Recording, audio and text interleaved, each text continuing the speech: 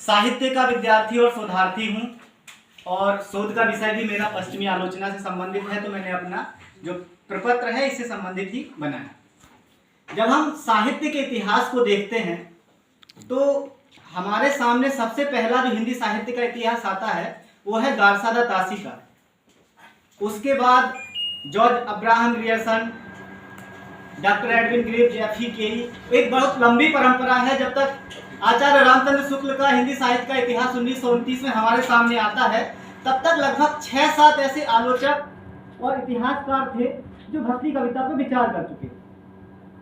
लेकिन पश्चिमी आलोचना हमारे संत साहित्य को, हमारे भक्ति साहित्य को, हमारी भक्ति कविता के उदय को किस दृष्टिकोण से देख रही थी, इसके पहले हमें उस ऐतिहासिक संदर्भ को समझना आवश्यक है जहाँ पे जब भी भारत के किसी भी ज्ञान के बारे में, विज्ञान के बारे में, इतिहास के बारे में, दर्शन के बारे में विचार किया जाता था तो पहले ये देख लिया जाता था कि ये विजित जाति है। मतलब कि हम जिन लोगों के द्वारा हमारा इतिहास लिखा जा रहा था वो हम पे उस समय शासन कर रहे थे। तो ये 3 प्रमुख नाम हमारे सामने हैं। पहला नाम विलियम जोन्स का आता है, दूसरा नाम लॉर्ड मैकाले का और तीसरा नाम मैक्स मुलर का। नाम कई हैं लेकिन जो समय की एक सीमा है इसलिए मैंने मुख्य नामों को यहाँ सामने रखा है। विलियम जोन्स ने एशियाटिक सोसाइटी की स्थापना की और भारत का इतिहास लिखने का एक जो प्रक्रम था उसमें 14 बिंदुओं पर इतिहास लिखने की शुरुआत हुई। विलियम जोन्स जो सबसे महत्वपूर्ण, ये जोन्स का ये जो हमें कथन सामने दिख रहा है कि मैं भारत में काफ़ी घूमा हूँ, दाएं बाएं इधर उधर मैंने यह देश छान मारा और यहाँ मुझे एक भी भिखारी, एक भी चोर देखने को नहीं मिला। ये उनका शुरुआती कथन था। उसके बाद जब वो यहाँ कलकत्ता हाईकोर्ट में जज रहते हैं और अपने अनुभव से उन्होंने महसूस किया कि नहीं, अगर हम इनकी योग्यताओं को, इनकी विशेषताओं को बार बार इंगित करेंगे तो ये ज़्यादा समय तक इन पर शासन नहीं किया जा सकता है और फिर देश गुलाम क्यों बनता है। और इनका एक जो कथन है कि हमें इनका इतिहास लिखना चाहिए और हम जैसा इतिहास लिख देंगे वैसे इनकी मानसिकता बन जाएगी। मैकाले की शिक्षा नीति, जिसमें इन्होंने अंग्रेजी को महत्व देते हुए हमारी जो वर्नाकुलर भाषाएं हैं उनको कमतर बताया। और एक कथन जो बहुत महत्वपूर्ण, हम में से सभी को शायद मालूम होगा, उन्होंने कहा कि एशिया का पूरा साहित्य यूरोप के बुक सेल्फ की किसी एक सेल्फ के बराबर भी नहीं है। तो उस मानसिकता से जब इतिहास लिखा जा रहा था, इस बीच में हमारे बीच एक जर्मन विद्वान आते हैं मैक्स मुलर, और उनकी एक महत्वपूर्ण पुस्तक है जिसका अनुवाद भी हुआ है, भारत हमें क्या सिखा सकता है। इन्होंने अपनी किताब में उन तमाम पूर्वग्रहों के जो अंग्रेज विद्वानों के द्वारा भारतीयों पर लगाए जा रहे थे उनका खंडन किया और कहा कि नहीं, भारतीय सभ्यता, संस्कृति और साहित्य बहुत ही मूल्यवान निधि है विश्व के लिए और इससे हम सीख सकते हैं।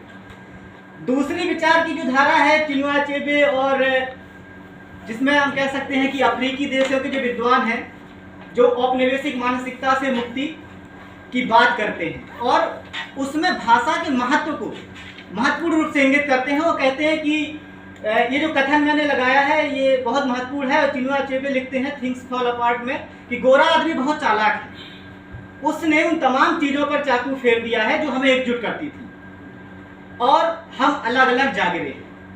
महत्वपूर्ण जो 5-6 नाम हैं जिन पर मैं इस प्रपत्र में बात करूंगा, पहला नाम गारसादा तासी, दूसरा नाम रेवरेंड एडविन ग्रीव्स, तीसरा नाम एफ.ई. केरी और चौथा नाम जॉन स्ट्रैटन हॉली, पांचवा नाम गेल ऑम्बेट, बिनान कैल्वर्ट। इनकी किताबों के नाम भी बगल में दिए गए हैं।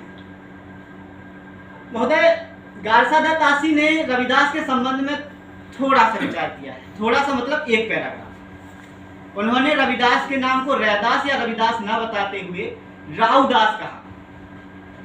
महत्वपूर्ण तथ्य ये है कि ये पूरे हिंदी साहित्य का इतिहास भी लिख दिए बैठकर फ्रांस में। ये कभी भारत नहीं आए थे। इन्होंने उनकी जाति की, गुरु की और संप्रदाय की बात की। ये निर्विवाद रूप से रामानंद को रविदास का गुरु बताते हैं और उनकी जाति पे बात करते हैं। महत्वपूर्ण जो आलोचक हमारे बीच में आते हैं जिन्होंने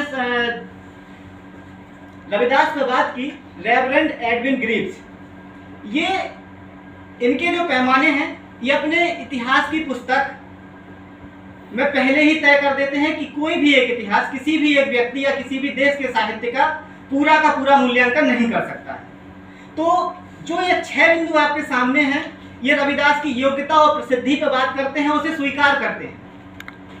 एडविन ग्रीव्ज बहुत विस्तार से बताते हैं कि रविदास बहुत ही ज्यादा योग्य कवि थे और इनकी स्वीकार्यता पूरे देश में थी। आलोचक को पूर्व परंपरा के वंचित जाति के कवियों का संज्ञान नहीं था। ये मैंने इसलिए लिखा क्योंकि जब वो अपने इतिहास में रविदास को स्थान देते हैं तो वो लिखते हैं कि ये पहले शूद्र कवि थे, लेकिन हिंदी साहित्य के पहले जो हमारी मतलब जो अपभ्रंश की परंपरा थी, जिसमें नाथ सिद्ध का साहित्य लिखा जा रहा था, उसमें एक दो नहीं कई महत्वपूर्ण जो कवि हैं वो निम्न जातियों से थे। तो उनकी स्थापना से थोड़ा यहाँ मेरी असहमति है और ये बनारस के योगदान को रेखांकित करते हैं रविदास के बनने में। ये कहते हैं कि बनारस वास्तव में एक ऐसा केंद्र था जहां वाद विवाद और संवाद की परंपरा थी। बनारस में कबीरदास भी थे, बनारस में बाद में तुलसीदास भी थे, बनारस में रामानंद भी थे, और उससे भी ज्यादा महत्वपूर्ण ये है कि बनारस का महत्व हमारे पौराणिक, ऐतिहासिक और धार्मिक रूप से इतना ज्यादा महत्व है कि वहां आने जाने का जो प्रक्रम है पूरे देश के लोग वहां आते जाते थे। तो उस संवाद धर्मिता, उस स्थान विशेष के महत्व से ये एडविन ग्रीव्स जो है रविदास की निर्मिति बताते हैं। संत साहित्य के महत्वपूर्ण जो हस्ताक्षर 3 हैं, तुलसीदास, कबीरदास और रविदास, इनकी निर्मिति में बनारस का बहुत ही ज्यादा योगदान है। इसके बाद हॉली अभी भी लिख रहे हैं, जॉन स्ट्रैटन हॉली, उनकी हाल ही में एक पुस्तक आई है कृष्ण की लीला भूमि, और दरअसल ये कोई इतिहासकार की तरह से कहीं दूर बैठ के या किसी प्रशासक के रूप में नहीं लिख रहे। तो इनके पास हमें काफी हद तक एक निष्पक्षता देखने को मिलती है, क्योंकि पहले के जो नाम हमने बताया विस्तार से, वो उस दौर में लिख रहे थे जब हमारे ऊपर अंग्रेजों का शासन था। और हॉली प्रोफेसर हैं और वो जब भक्ति कविता की बात करते हैं तो उनके लिए संदर्भ ग्रंथ जो होता है वो सिख साहित्य का आदि ग्रंथ, और आदि ग्रंथ में कबीर, नामदेव के बाद उन्होंने रैदास का जिक्र किया। इसलिए हम ये कह सकते हैं कि हॉली जब भक्ति कविता की बात करते हैं तो उस अवधारणा को कहीं ना कहीं उलटते हैं, जिसमें हमारी जो भक्ति साहित्य की किंवदंती परक जो एक पंक्ति है, जिसमें सूर सूर तुलसी शशि उडगन केशव दास, जो भक्तमाल में हमें मिलती है, इसमें देखा जाए तो जब भक्ति कविता में बात करते हैं तो कबीर, नामदेव के बाद सीधे सीधे रैदास पे आ जाते हैं अपनी आलोचना। देखा जाए तो इन्होंने 3 मुख्य जो वाणियां हैं, जिसमें सर्वांगी, पंचवाणी और आदि ग्रंथ, इनके आधार पर रैदास का मूल्यांकन किया है। इसके बाद उसके भौगोलिक प्रसार की बात करते हैं तो रविदास की जो कविता का भौगोलिक प्रसार है, रहने वाले बनारस के थे, हम सब जानते हैं, यानी कि उत्तर प्रदेश के, लेकिन भौगोलिक प्रसार दिल्ली, राजपूताना और पंजाब में बहुत ज्यादा है। इनके जो संप्रदाय है, इसके जो पंथ के जो मठ हैं, मंदिर हैं, जहां जहां ये गाए जाते हैं, मैं करता हूं। तो बनारस से कैसे भौगोलिक प्रसार दिल्ली, राजस्थान और पंजाब में हुआ, इस बात को रेखांकित करते हुए हॉली ने बहुत ही महत्वपूर्ण टिप्पणियां अपने भक्ति के 3 स्वर, 3 वॉइसेस ऑफ भक्ति पुस्तक में दिया है। सर, महिमा मंडन का जो कारण है, जो हम आज कहते हैं, तो उसके पीछे एक अवधारणा लेके आते हैं जो पाश्चात्य विद्वानों ने बहुत ज्यादा दोहराई।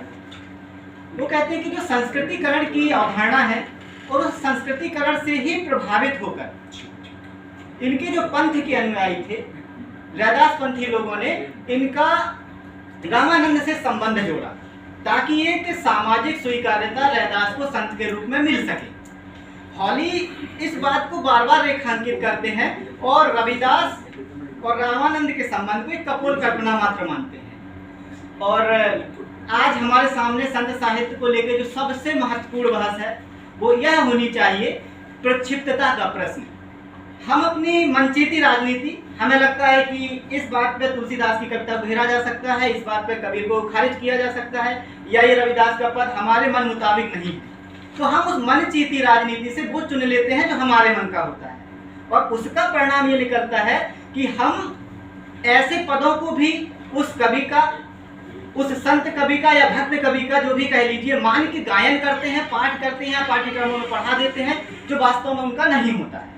तो जो सबसे महत्वपूर्ण उन्होंने टिप्पणी की, ये कहा कि हिंदी के खासकर भक्ति साहित्य का पाठानुसंधान बहुत जरूरी है, और इसके लिए उन्होंने फील्ड वर्क किया। हॉली जब फील्ड वर्क करते हुए रविदास संप्रदाय के मठों में, मंदिरों में जाते हैं, तो वो रिकॉर्ड करते हैं उन भजनों को जो रविदास के नाम से गाए जा रहे थे, और उन भजनों का मिलान कहाँ करते हैं? मिलान करते हैं आदि ग्रंथ में, सर्वांगी में और पंचवाणी में। वहां पे निष्कर्ष निकल के आता है कि 90% पद ऐसे हैं जो इन मूल ग्रंथों में मिलते ही नहीं। तो जो रविदास हमारे बीच में है, जो रविदास लोक में है, वो वास्तव में ऐसे हैं जो उनकी परंपरा और पंथ के अनुयायियों द्वारा रचित पद हैं, वो गाए जा रहे हैं। और जो भक्ति काल की बहुत ही प्रचलित, जिसे हम कहें, जैसे गजल में हम बाद में नाम दे देते थे अपना, तो भक्त कभी भी सूरदास, मीरा, तुलसीदास, रविदास अपना नाम बाद में पद में देते थे। उन्होंने कहा कि जो पंथ के अनुयायी थे, अपनी आलोचना में इस बात को स्थापित करते हैं कि जो मान्य कवि थे, उनके हस्ताक्षरों का प्रयोग सबसे ज्यादा किया गया, और खासकर कबीर और रविदास जैसे जो संत थे, जो एक खास पैटर्न या किसी कथाक्रम पे कविता नहीं लिख रहे थे, जो महाकाव्य नहीं रच रहे थे, इनका लोक में इतना ज्यादा प्रचलन था कि कोई भी कहीं भी गाते गाते अपने मन से पद बनाता था और रविदास का नाम जोड़ देता था। तो मुख्य प्रश्न ये है कि जो संत साहित्य है, जो भक्ति साहित्य है, हमें इसे पढ़ते हुए इन बातों का भी ध्यान रखना चाहिए। सर, एक महत्वपूर्ण बस एक स्लाइड जो मैं कहना चाह रहा था कि रविदास के नाम के पीछे 3 नाम हिंदी साहित्य में, हिंदी साहित्य के विद्वानों द्वारा आज लिए जाते हैं। इनके पीछे के संदर्भों को बिनाद एम कैलवर्ट, इन्होंने बहुत ही ऑथेंटिक काम किया है रविदास, उनकी कविता और जीवन पे। वो कहते हैं कि उत्तर प्रदेश, मध्य प्रदेश और राजस्थान में इनको रविदास कहा जाता है। पंजाबी और बंगाली में जो इनकी आलोचना है या जो इनके पद हैं, उसमें इन्हें रविदास कहा जाता है, और गुजरात और महाराष्ट्र में इनको रोहिदास के नाम से जाना जाता है। जितनी भी किंवदंतियां थी, जितनी भी जनश्रुतियां थी, पश्चिमी आलोचकों ने इस पे बात करके सिर्फ गिना के उसको छोड़ नहीं दिया, उसका विश्लेषण किया, उसको ऐतिहासिकता की कसौटी पे कसा, और जन्म से लेकर मृत्यु तक की तमाम जनश्रुतियों का एक वैज्ञानिक तरीके से मंथन करके निष्कर्ष प्रस्तुत किया। धन्यवाद।